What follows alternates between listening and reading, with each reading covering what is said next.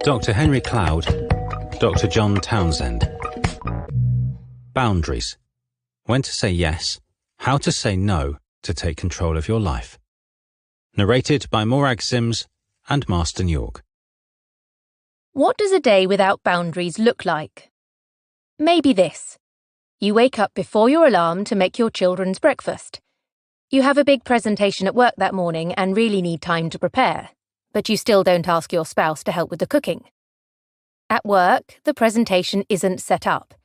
It's not your job, but you get all the equipment ready anyway.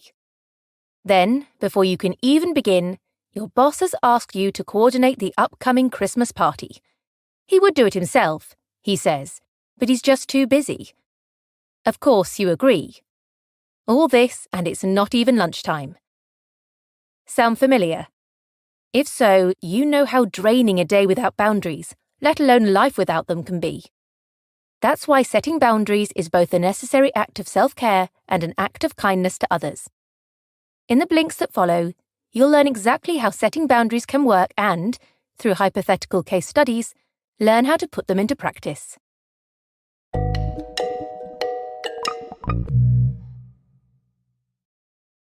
Blink 1 of 8.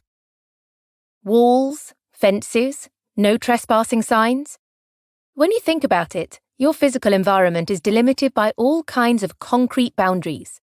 What's more, those boundaries exist for good reason. That barbed wire fence around a nuclear power plant? It's there for your own protection. It prevents you from inadvertently wandering into a hazardous zone. Boundaries are just as necessary for your emotional and spiritual protection. Unlike physical boundaries, however, emotional and spiritual boundaries aren't laid out in a way that's clear to everyone. That can make it difficult to establish your own boundaries and to discern those of others. Worse, enforcing your boundaries can make you feel mean, but it shouldn't. The key message here is, setting boundaries is an act of kindness. When you set a boundary, you take ownership of your needs, wants, and feelings. Yet when we do this and prioritize ourselves, we often feel like we're neglecting those of others. Let's be clear. Setting healthy boundaries doesn't mean you have no stake in other people's problems or spiritual concerns. It simply means that you're not solely responsible for them.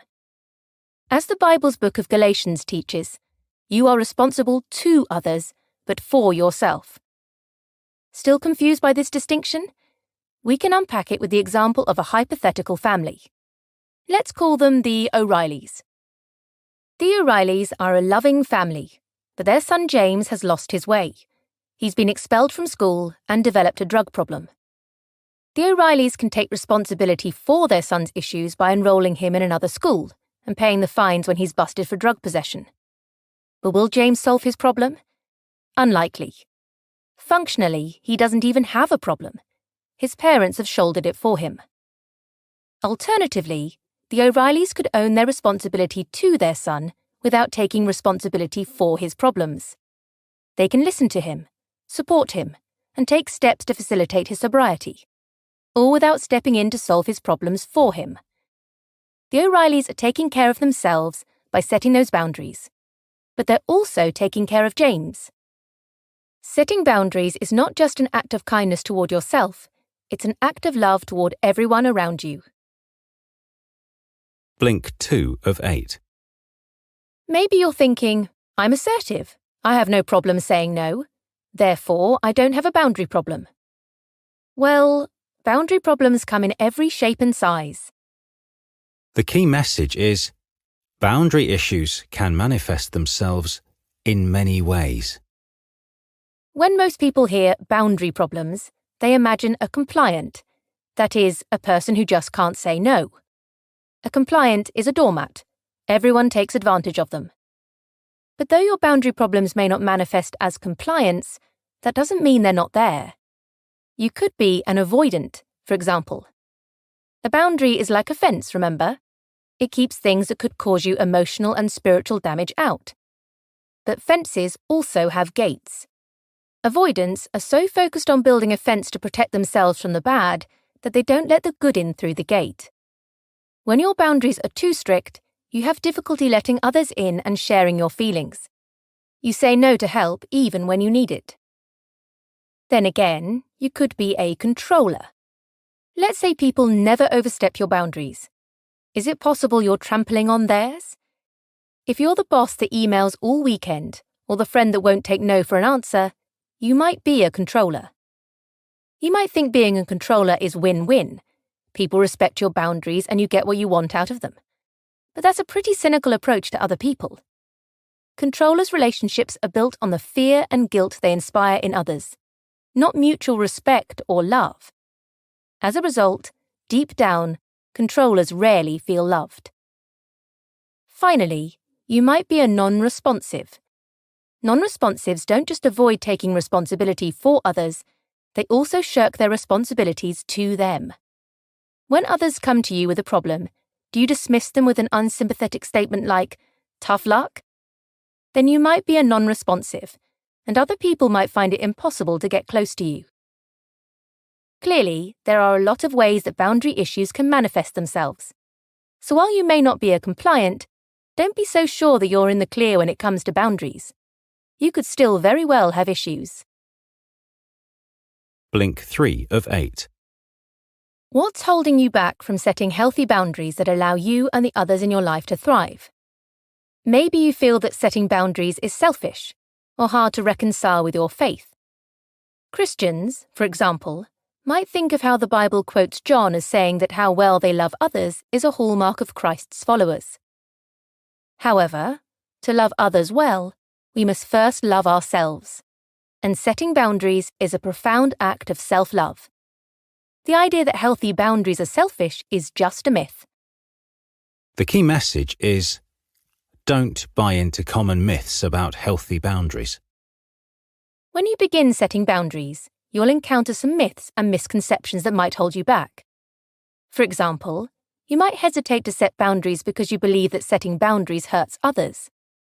Actually, when a request for healthy boundaries in a relationship causes hurt, it's the relationship that's to blame, not the boundaries. Here's an example. Let's say you take ownership of your time by declining to babysit for your friend every week. He gets upset and stops talking to you. Have you hurt him? No, he's being unreasonable. If this unreasonable behavior is a pattern, then your relationship is predicated on total compliance. If the relationship can't survive with boundaries, then it's not worth keeping it alive. There's a common misconception that people who set boundaries do so out of anger. And yes, you might experience anger when you begin to set boundaries for yourself. But what makes you angry is the hurt feelings that stem from injured boundaries. Injured boundaries occur when others don't respect your boundaries or don't allow you to set them in the first place. Many of us repress the feelings of hurt and anger that occur when our boundaries are violated. It's perfectly normal for that repressed anger to come to the surface when you begin to set your limits. Boundaries will give you the space to work through that anger. Often, we're reluctant to set boundaries because we think they're irrevocable. A boundary is only permanent if you make it so, though. Telling your mother to lay off on the parenting advice doesn't mean you'll never see her again. As you work on your relationship, you might even reach a point where the two of you are again ready to discuss previously fraught topics, like screen time and toilet training. Blink 4 of 8. Before you're comfortable asserting boundaries, you might placidly accept boundary violations. You might think, Carol always asks me to babysit last minute, but that's just her way. Or, Lynn always puts me down in front of his friends. He's just joking, though. Over time, you'll probably experience resentment. This can be unpleasant but useful. The feeling shows that you've stopped being complacent when your boundaries are violated. So pay attention to it. That's your heart telling you an important boundary has been overstepped one too many times. Heeding it is the first step toward a life of healthy boundaries. The key message is, the journey toward a life with boundaries is long, but rewarding. Ever tried to set boundaries with a controller or a manipulator? When they want to use you, they won't take no for an answer. Their insistence on using you can be addictive. It can make you feel needed and important. People who respect your boundaries, on the other hand, like those friends who don't make a fuss when you decline their invitation to Sunday lunch, won't give you this high. But when you start your journey toward healthy boundaries, you'll find that you seek them out anyway. Doing so is a clear sign you're recovering from your boundary issues. Next, you'll learn to value and love yourself. And as the authors see it, this also means loving God. When we're treated badly, our boundaries are violated over and over again, and we learn to treat ourselves as those who violate our boundaries have. We don't steward the talents, gifts, feelings, thoughts, and body that Christians believe God gave us in the manner we should. If we can't love those things in ourselves, we can't love them in others. So we fail God on that count too. Finding and celebrating value in yourself is a key step on your journey. After that, the next step is becoming comfortable setting small stakes boundaries and relaxing personal boundaries that don't serve you. You'll tell your spouse not to always leave you with the dirty dishes. You'll accept a friend's offer to bring dessert to your dinner party. Through recalibrating these smaller boundaries, you'll learn to set and recalibrate big boundaries. Ultimately, you'll find that you love your healthy boundaries and the space and respect they've created in your life. Blink 5 of 8. Are you a confident, high-functioning person who feels inexplicably depressed and insecure after spending time with family? Do you love your partner but throw them under the bus to please your parents? Are you an adult who relies on your parents to resolve problems big and small, from paying off credit card bills to helping with laundry? If you answered yes to any of these questions, then you come from a family with boundary issues. What's more, those issues are shaping the boundaries you set in your own life. The key message is, we first learn boundaries from our families.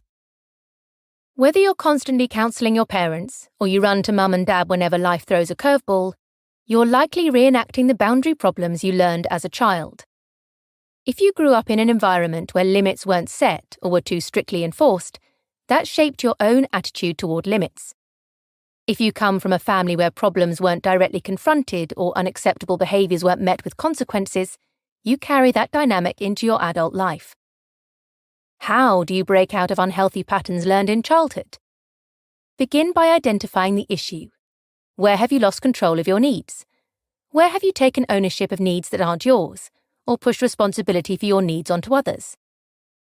Next, try and identify the unmet needs that underpin your boundary issues.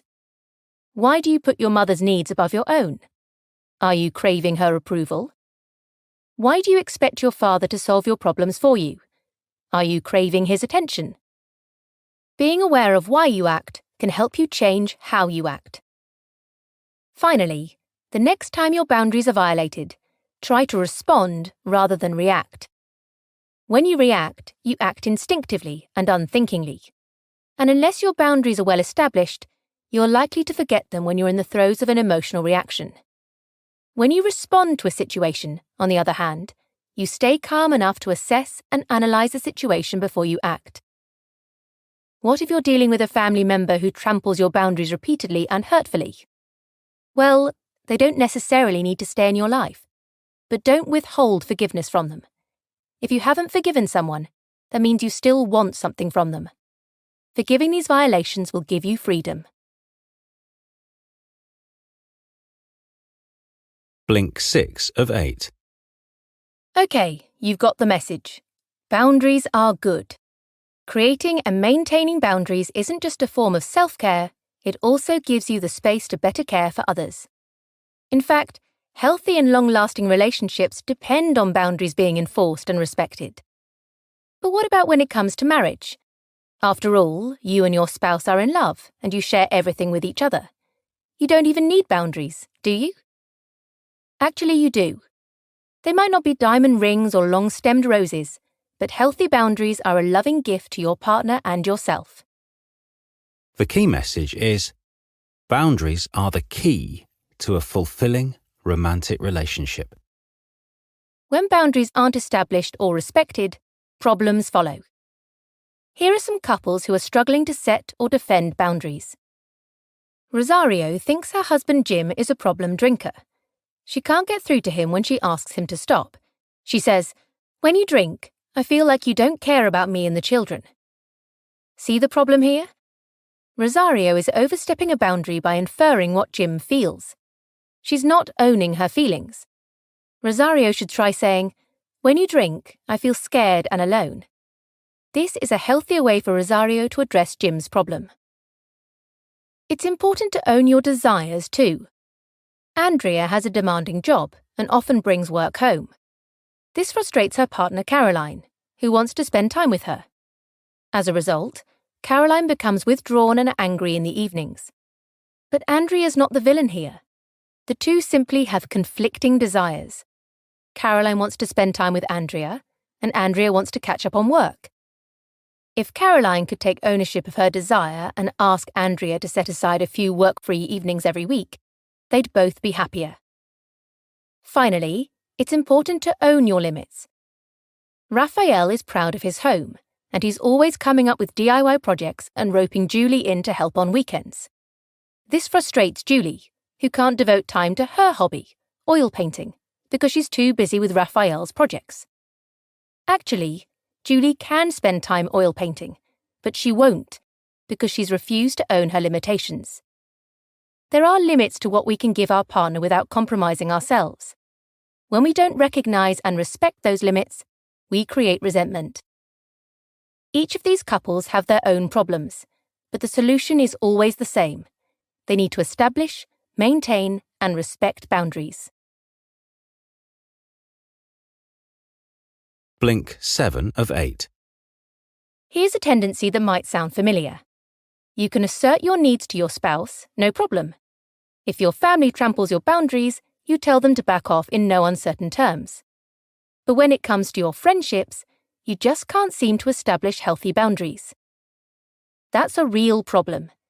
Outside of your partner and your family, some of the most meaningful relationships you have are with your friends. It can be all too easy to fall into problematic patterns in these relationships if you don't establish healthy boundaries. The key message is, boundaries also benefit friendships. So what do friendships without healthy boundaries look like? Well, compliant friends try to please each other, each acquiescing to the other's desires. It's easy to be compliant in a friendship. After all, you like each other. You want to please each other. But this approach can backfire. Let's look at Tom and Andy, two compliants who go out of their way to make each other happy. One weekend, the pair is faced with a choice. They can go on a hike or go to a concert. Tom, wanting to please Andy, suggests the hike. Andy, wanting to please Tom, agrees. The problem? They both would have preferred the concert. Clearly, Tom and Andy need to be honest with themselves and with each other about how they want to spend their time together.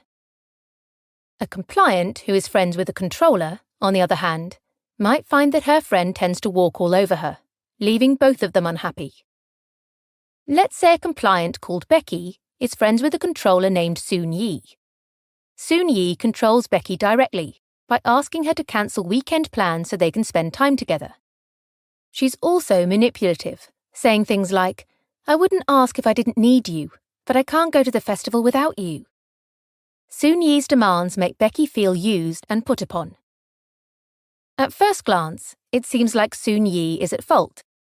However, Becky has never given Soon Yi any cues that she resents her behavior. To restore balance to their friendship, Becky needs to give Soon Yi some loving feedback. If Becky is truly a good friend, she'll see this as an opportunity to make Soon Yi aware of how her behavior is negatively affecting others. If Soon Yi is a truly good friend, she'll welcome the opportunity to learn and grow. Neither compliants nor controllers are necessarily bad friends, but without boundaries, both these types can behave in ways that sour a friendship.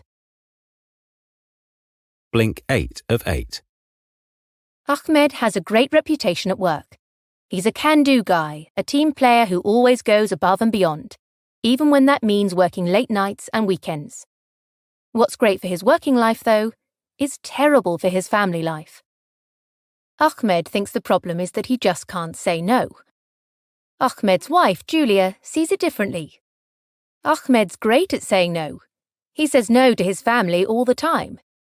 He's just more comfortable asserting boundaries in his personal life than in his professional life. but Ahmed needs to learn that boundaries are as crucial at work as they are at home. The key message is, personal boundaries are important in professional life too. The stress of proving ourselves to be reliable and professional causes many of us to neglect our personal boundaries at work. But just because you're on the clock, your need for boundaries doesn't cease to exist. There are a few common pitfalls concerning work and boundaries. One is that in the workplace, you might be over-responsible, meaning you're always taking on responsibilities that aren't yours. You're motivated by the fear that a colleague's underdone work or their lackluster performance will reflect poorly on you. If this sounds like you, take a step back, own your problems and tasks, and leave others to own theirs. Another common mistake is overworking, trying to manage more work than one person can possibly do. When you're overloaded with work, it can feel like your problem to deal with. But if you're habitually overworking, you're not to blame. Your boss is. He doesn't know how to allocate and manage work. Don't take responsibility for a problem that's not yours. It isn't just bosses who can be a problem. Co-workers who are habitually critical can be very stressful to deal with.